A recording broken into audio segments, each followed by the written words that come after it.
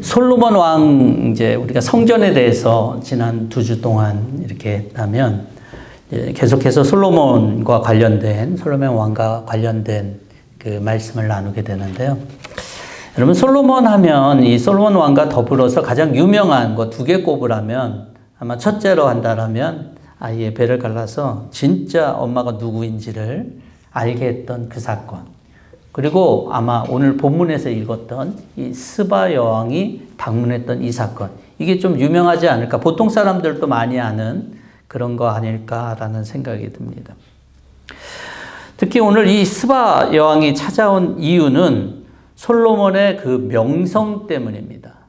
솔로몬의 명성 때문에 찾아오는데 스바 여왕은 맨 처음에는 우리가 7절에도 오늘 읽었지만 자기가 그 소문을 들었지만 믿지 않았다는 거예요. 그런데 지금 와서 보니까 정말 훨씬 더 대단했다는 것을 그렇게 고백합니다. 근데 이 솔로몬의 명성이 높은 이유에 대해서 오늘 성경 본문에서는 뭐라고 말하냐면 1절에서 이렇게 얘기해요. 스바 여왕이 주님의 이름 때문에 유명해진 솔로몬의 명성을 듣고서. 그러니까 주님의 이름 때문에 솔로몬의 명성이 높았다라고 성경은 얘기하고 있어요. 그러니 스바 여왕이 눈으로 확인한 그 솔로몬의 명성은 주님의 이름 때문이다라고 할 수 있습니다. 구약 성경에서는요, 하나님의 이름이 등장할 때 독특한 일들을 기록하고 있습니다. 창세기 22장에 아브라함이 자기 아들 이삭을 번제로 드리려고 가요. 그럴 때 하나님이 아브라함이 이삭을 죽이려고 할 때 멈추면서 아브라함아 해서 멈추잖아요. 그리고 네 믿음을 알겠다. 네 마음, 너의 그 믿음에 대해서 알겠다 그러면서 하나님께서 예비하신 게 있어요. 수양을 뒤돌아보니까 어느새 수양이 이 뿔에 걸려갖고 있어요. 그래서 그것을 번제로 드립니다. 그때 아브라함이 한 말이 있어요. 바로 여호와 이레, 그죠? 네. 그래서 하나님 정말 준비하시는 분이시구나 라고 하는 것을 그렇게 얘기죠. 즉 하나님의 이름과 하나님의 역사를 또는 하나님에 대해서 동일하게 논다는 거예요. 여러분 모세가 처음으로 불붙는 딸기나무에서 하나님을 만나게 됩니다. 그때 하나님께서는 모세에게 이제 너희 백성을 구원할 일을 네가 해라 그러니까 모세가 이게 너무 당황스러운 일 아닙니까? 지금 광야에서 지금 목동으로 일하고 있는데 가서 구원자가 되라는 게. 근데 모세에게 모세가 하나님께 질문을 해요. 그러면 내가 가서 누가 보냈다고 합니까? 그러니까 나는 스스로 있는 자 이렇게 말씀하셔요.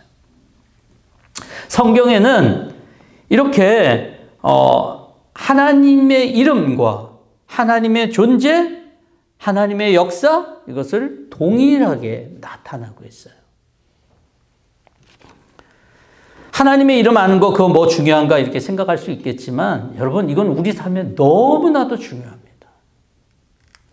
출애굽기 20장 24절에 보면 내가 무릇 내 이름을 기념하게 하는 곳에서 내가 강림하여 복을 주리라.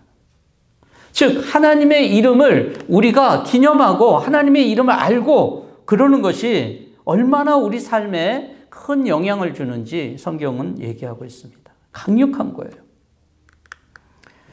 성경은 분명하게 주님의 이름을 안 사람들의 삶이 바뀌는 역사를 성경은 수도 없이 기록하고 있어요. 이 말은 누구나 하나님의 이름을 아는 사람들, 하나님의 이름을 바로 아는 것으로 인해서 삶의 축복이, 삶이 바뀌는 축복이 있게 된다라고 하는 거예요.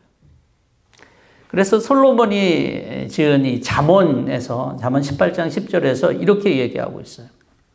여호와의 이름은 견고한 망대 또는 성루, 세번역은 성루인데 의인은 그리로 달려가서 안전함을 얻느니라. 이렇게 얘기하고 있어요. 세번역으로는 안전한 곳을 아무도 뒤쫓지 못하는 곳 또는 아무도 뒤쫓지 못하는 일이 하나님의 이름을 의지하고 하나님의 이름을 아는 자들에게 나타난다라고 하는 것을 얘기하고 있어요.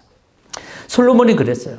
솔로몬은 주의 이름으로 그 많은 명성을 얻었고 이 세상 어느 누구와도 비교할 수 없는 지혜는 바로 이 하나님의 이름, 주님의 이름 때문이었다라고 성경은 얘기하고 있습니다.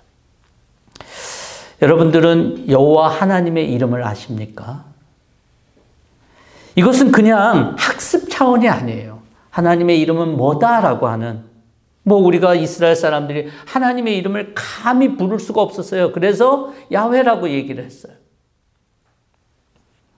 그런 학습의 차원이 아니라 진짜 성경의 인물들이 그랬던 것처럼 하나님이 그 이름에 합당한 하나님으로 경험하는 차원을 얘기를 하는 것입니다. 하나님이 그렇다고 하는 것을 경험할 때 우리는 여호와의 이름을 안다라고 말할 수 있어요. 사람들이 여호와의 이름을 알지 못하고 경험하지 못할까라고 했을 때 아마 이거는 이런 비유가 적절하지 않을까 싶어요. 많은 사람이 신앙을 로또식으로 생각해서가 아닐까라는 생각을 해봤어요.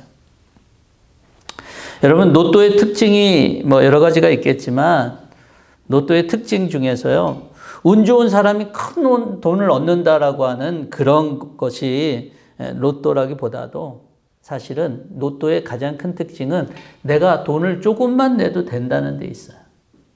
만약에 어떤 사람들에게 로또를 사는데 100불을 내야 된다. 그러면 수백 밀리언을 받을 수 있다 그러면 할 수 있는 사람은 몇 사람이나 되겠어요.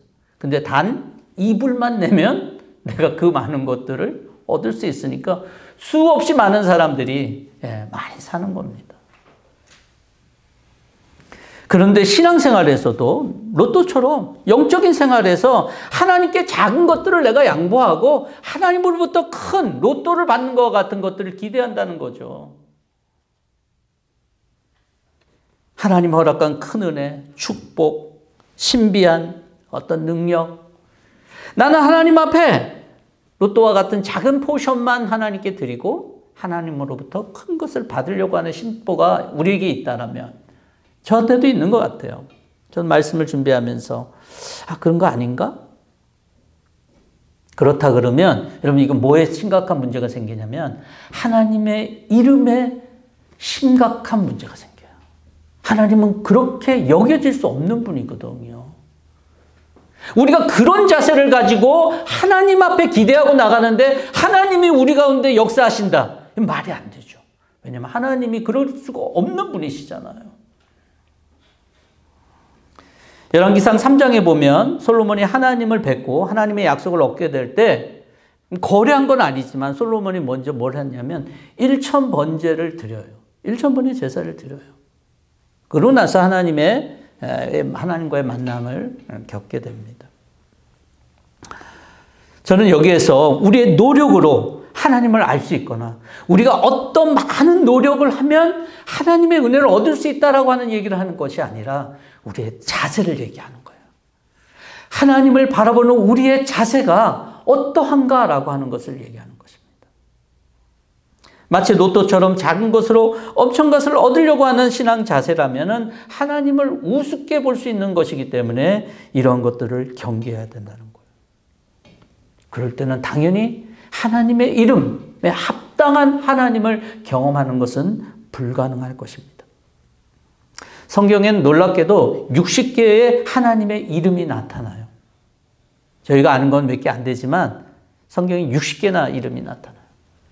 다양하게 하나님의 이름을 그 이름에 합당한 역사를 그 믿음의 사람들이 경험했다라고 하는 것을 얘기해 주는 거예요. 이 믿음의 사람 모두 하나님을 진실되게 예배했고 하나님을 참 경배하는 사람들이었어요. 솔로몬도 이때까지 그랬어요. 저와 여러분들 하나님을 먼저 하나님의 이름을 알기 위해서 하나님 앞에 진실되고 경건한 예배를 드리고자 우리가 매 순간 하나님 앞에 예배드린 순간에 우리를 돌아보면서 온전한 예배자로 그렇게 쓸 때 스바 여왕이 눈으로 확인한 것, 즉 솔로몬의 명성이지만 그것은 주님의 이름의 역사인 것을 저와 여러분들도 경험하게 될 줄로 믿습니다. 이 스바 여왕은요, 어디서부터 왔냐면 아라비아 반도 남서쪽, 즉 지금의 사우디아라비아 밑에 예멘이라고 하는 나라가 있거든요. 보통 많은 설들이 있지만 대체적으로는 이 예멘에 있는 그런 나라, 사베안이라고 하는 나라 왕국의 여왕으로 알려져 있어요. 여러분, 이스라엘 백성들이 출애굽했잖아요. 애굽에서, 이집트에서. 그 거리하고 이 예멘에서 예루살렘까지 가는 거리하고는 엄청난 차이가 있어요. 훨씬 더 멉니다. 정말 엄청나게 먼 거예요. 지금과 같이 비행기 타는 시대에서는 감히 상상할 수 없는 그런 거리예요. 아라비아 반도를 밑에서부터 저 끝에까지 올라가야 되니까. 이 아라비아 반도가 우리 무슨 한국 같은 그런 반도가 아닙니다. 엄청 큽니다. 그가 왔을 때, 솔로몬을 찾았을 때 2절을 보면요, 여왕에게 말합니다. 2절에 보면 수많은 수행원과 향로, 많은 금과 보석을 낙타에 싣고 왔다라고 그래요. 근데 우리가 오늘 읽지는 않았지만 솔로몬에게 준 금이 얼마나 되냐면 120달란트. 대충 계산하면 360kg가 돼요. 엄청난 양이에요.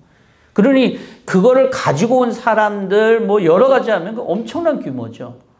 왜 이렇게 많은 사람들을 데리고 왔을까? 아마 솔로몬 앞에 자기를 더 이렇게 대단한 자라는 걸 알리기 위해서 왔을 거예요. 그런데 와서 보니까 이렇게 얘기해요, 여왕이.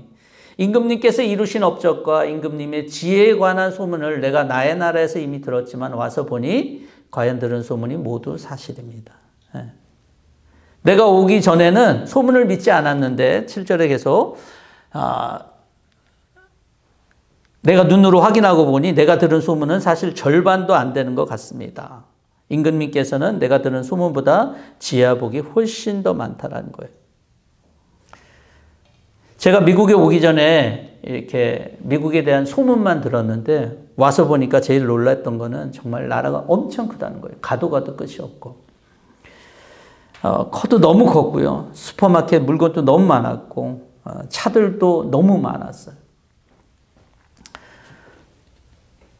그래서 한국보다 미국이 정말 참 대단하다라고 하는 것을 그렇게 생각했는데 아마 이 스바 여왕도 비슷하지 않았을까라는 생각이 들어요. 그러면서 스바 여왕이 8절에서 이렇게 얘기합니다. 임금님의 백성을 참으로 행복한 사람들입니다.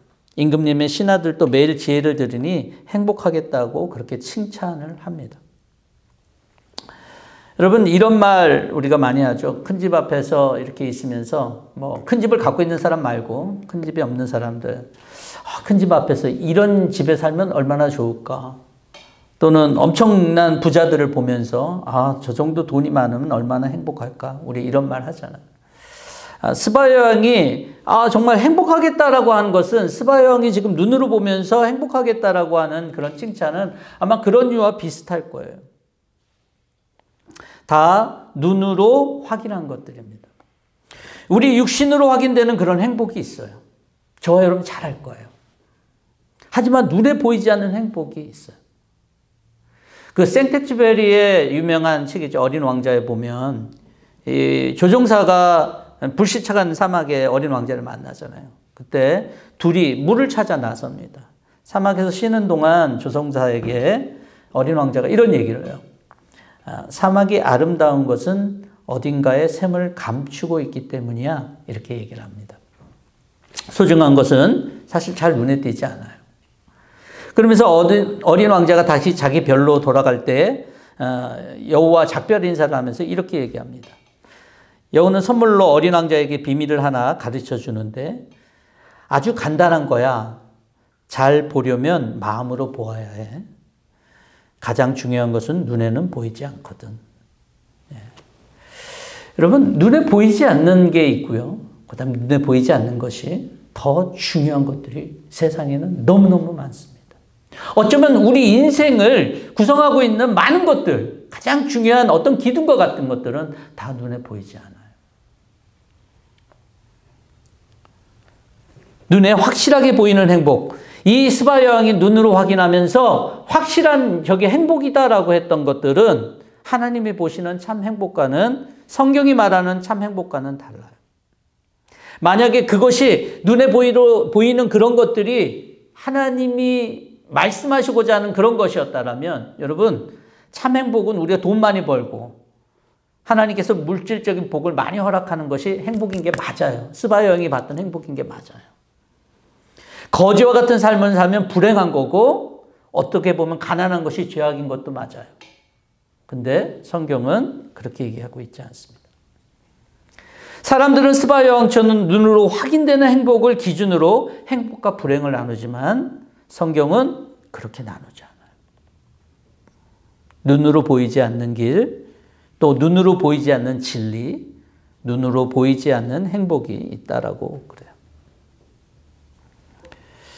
여러분, 눈으로 확인되지 않은 행복은요, 어떻게 우리가 얻어지는 거냐면 영적으로 누군가의 관계로 주어집니다. 예수님을 주님으로 모시는 사람들은 하나님의 자녀가 되는 권세를 얻는다라고 말씀하셨어요. 즉 하나님과의 가족 관계가 되는 거예요. 여러분들에게 누군가를 알므로 내가 마치 다른 존재가 된 것 같은 경험을 한 적이 없지 않나요? 제가 이 말씀을 준비하면서 보니까 제가 예전에 어렸을 때 시골에 가면요, 늘 사람들이 나를 이렇게 떠받들어줘요. 왜 그런가 봤더니만 저희 할아버지가 그 교회에 이렇게 설립자이시기도 하고 장로셨기 때문에 뭐 꼬마가 왔는데 장로님 손주라고 이렇게 막 떠받들어 주더라고요. 또래 애들에 비해서. 제가 그런 걸 많이 느꼈어요. 여러분들에게 하나님은 누구십니까? 하나님과 가족관계로 나의 존재와 가치, 이것과 상관없이 매우 특별한 존재로 여겨보고 느껴본 적은 없습니까? 저는 오히려 믿음의 사람들의 특권이 여기 있다라고 봐요. 핍박을 받고 하나님을 믿는다는 이유로 고난을 받을 때 오히려 우리가 하나님의 가족으로 특별한 경험을 할 수 있습니다. 수많은 선교사들과 또 수많은 순교자들, 그리스도를 믿는다는 이유로, 전한다는 이유로 고통을 받았던 사람들이 그렇게 느꼈다라고 수도 없이 고백했어요. 여러분, 눈으로 확인되지 않은 행복이 예수님 안에 있어요. 눈에 보이는 행복은 숫자와 측정이 가능한 것 같지만 예수 안에 있는 행복은 내 오감으로 측정되는 게 아니에요. 예수님과의 관계에서 오는 것입니다. 나와 예수님이 관계가 있으면 행복한 거고 없으면 아닌 것입니다. 하나님의 아들이신 예수님이, 하나님이신 예수님이 나의 주가 되시고 나의 구원자가 되시는 거예요. 하나님이 진짜 유일한 신이시고 그분이 행복을 주시는 분이라면 하나님과 상관없는 행복이나 평화를 주실 수는 없는 것 아니겠습니까? 왜냐하면 그런 건 세상에 존재할 수가 없는 거예요. 그래서 예수님이 우리 안에 계시고 예수님을 모신 사람들에게 진정한 행복과 평화가 있을 수밖에 없는 이유가 세상을 그렇게 하나님께서, 하나님이 진짜라면, 창조하신 하나님이 진짜라면 그렇게 될 수밖에 없는 거기 때문에 그래요. 우리가 영적인 생활에서 눈으로 확인하고 확신하는 것을 때론 경계해야 됩니다. 눈에 보이는 것들이 믿음을 무너뜨리기도 하기 때문에 그래요.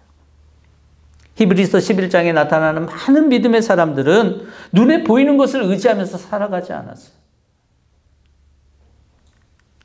그래서 고린도후서 5장 6절과 7절은 이렇게 얘기합니다. 우리 다 같이 한번 읽도록 하겠습니다. 그러므로 우리는 언제나 마음이 든든합니다. 우리가 육체의 몸을 입고 살고 있는 동안에는 주님에게서 떠나 살고 있음을 압니다.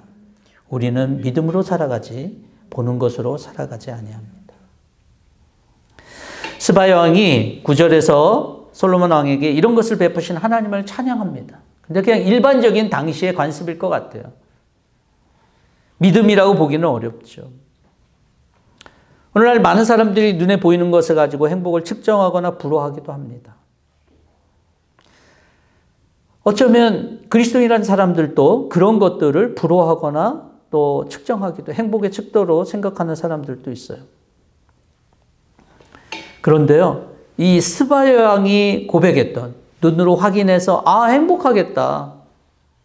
이 백성은 얼마나 행복할까? 이 신하들은 얼마나 행복할까? 했던 사람들은 얼마 가지 못합니다.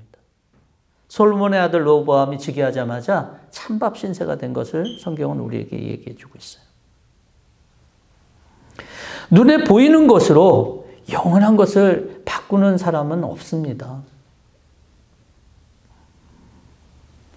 그것이 아예 그런 영혼에 대한 믿음이 없거나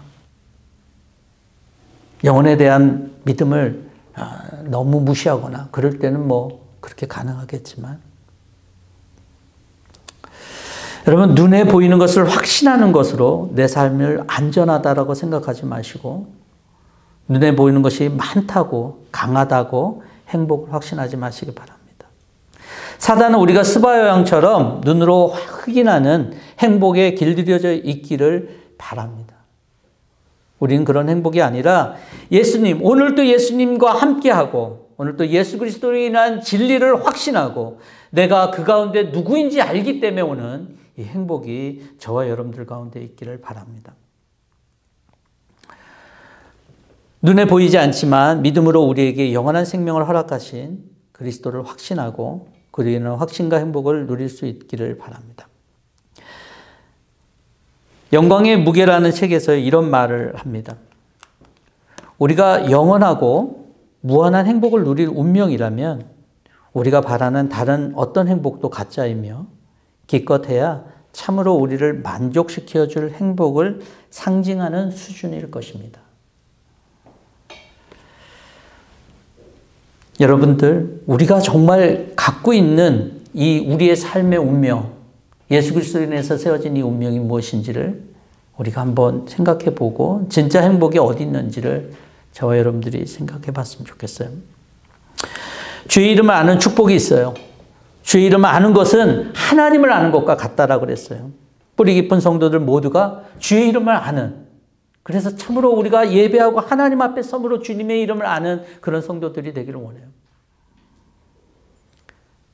우리가 눈으로 확인되는 행복이 아니라 믿음으로 그리스도와의 그 관계를 얻는, 그리스도와 우리 관계를 얻는 이 행복이 무엇인지 우리가 알아서, 우리 아까 전에 우리 베드로전서 3장 말씀 우리가 외웠잖아요.